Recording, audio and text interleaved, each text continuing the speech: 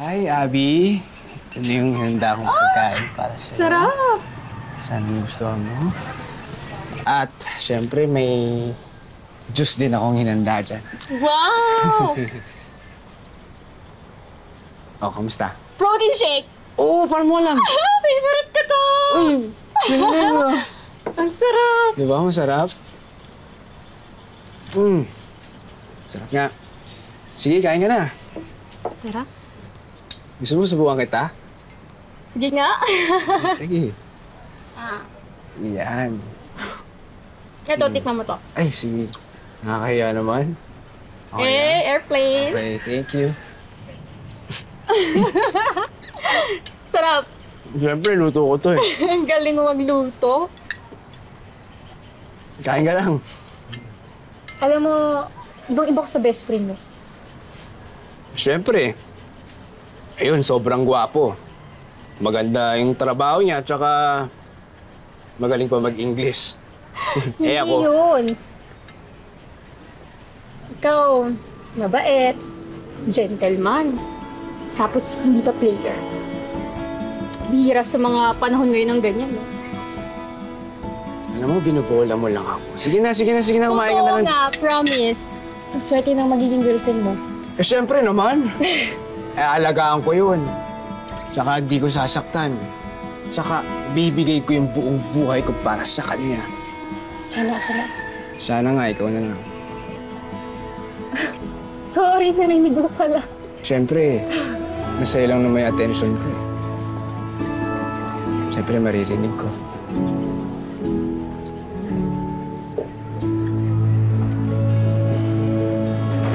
Mia? Mia? Okay ka lang? Anong nangyari? Saan ka ba? Alam mo na pala niloloko ako ni Mikoy. Di ba? Di ba hindi ikaw yung jowa ni Sheena?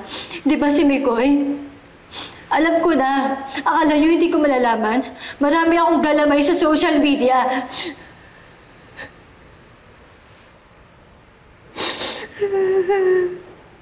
Mia, pasensya ka na.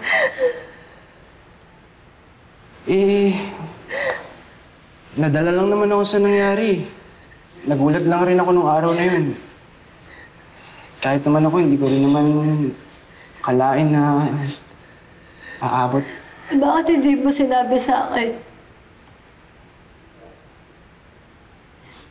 Kasi alam mo namang kaibigan ko si Mikoy, di ba? Hindi ko siya pwedeng laglag eh. Kahit na alam mo na gumagawa na siya ng mali. Hindi, pinagsabihan ko na yun. Sabi naman niya, ayusin naman daw niya eh. Kahit kaibigan ko si Mikoy, sariling buhay at desisyon yun eh. Siyempre, labas na ako dun, di ba?